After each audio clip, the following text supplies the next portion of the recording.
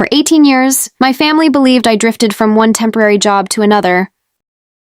I never corrected them while they joked about me at dinner. I served as an army bomb technician, paid my parents' property taxes, and carried scars from a mission I was forbidden to discuss. I returned to Millfield, Ohio, 6 days before my younger brother Caleb's wedding. My mother had prepared the small apartment above the garage, the same place where I always stayed between deployments. Downstairs, everyone discussed flowers, music, and seating charts. Nobody asked how I had traveled or what I did for work. At Saturday's suit fitting, Caleb stood on a platform entertaining his groomsmen. I steamed jackets near the wall, useful and invisible when one man asked what I did. Caleb laughed nothing for long. She lives off mom and dad. My father chuckled into his coffee. I felt no fresh pain. Old insults become furniture after enough years. I reached for Caleb's jacket and my sleeve slid back. The grafted skin on my left wrist showed beneath the shop lights. Caleb's best man, Owen Mercer, stopped smiling. Where did you get that scar? Work accident, I said. Pulling my cuff down, Owen walked outside with his phone. 20 minutes later, 2 men rushed into the shop. One stared at me and whispered, "Hazard 21. The room fell silent. Owen explained 12 years earlier in Afghanistan, his platoon had been trapped in a dry irrigation channel.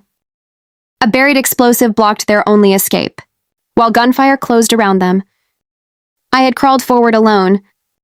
A secondary charge ignited my sleeve, but I pinned the burning fabric beneath my knee and finished disabling the main device. 11 soldiers escaped. Owen had carried me to the helicopter. Never learning my real name. Caleb's face emptied. My father stood as though the floor had shifted. There were many people there. I said I did my part. Then I finished steaming Caleb's jacket, because unfinished work has always bothered me. That evening, my father followed me outside. He tried to apologize, but I stopped him. Not today. Today is about suits. The next night, I told my parents everything. Enlisting at 18 after their hardware store began failing, rejecting college so the remaining money could support Caleb, 4 deployments, the explosion, 11 months in a burn center, and the automatic payments that had covered their house, taxes, and insurance for 9 years. My mother cried hardest when she learned I had called her every Sunday from a rehabilitation courtyard, while she talked about church curtains. Then Caleb arrived angry. "You let us look like fools." "I let you be wrong," I said. "You chose how loudly to announce it." He left without answering. For 3 days, I refused to rescue him from his shame. Then he knocked on my door at dawn carrying 2 bad coffees. "Tell me the whole story," he said. "Your version." So I described the wire, the hidden charge, the fire, and the checklist I kept repeating while my skin burned. I told him courage was rarely dramatic. Usually it was simply the next necessary step. When I finished, Caleb lowered his head. "I called you useless in front of a man whose life you saved." I said nothing.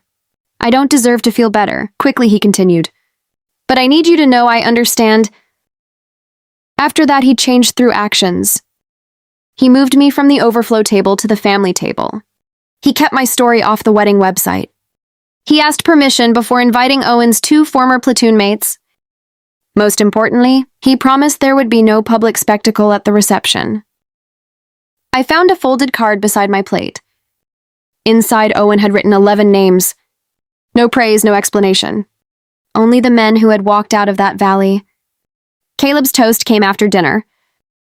"I want to thank the person who taught me that showing up is work. You do before anyone notices." He said she kept my baseball statistics when I was 10.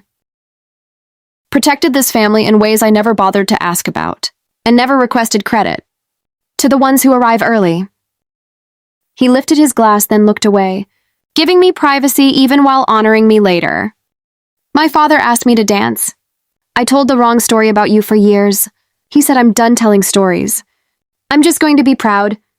Near midnight, I joined Owen and the other veterans for one quiet drink. No speeches, no salutes. I rolled my left sleeve to my elbow. The scar rested openly beneath the string lights. While everyone discussed roofing jobs and children's baseball, nobody stared. That ordinary moment felt greater than any medal. For years, I had hidden the scar to protect everyone else from questions. Leaving it uncovered was not confession or revenge. It was simply my life finally allowed to breathe. The next morning, I boarded the bus with one duffel and both sleeves rolled up. My family's respect had arrived late, but my worth had never waited for their permission.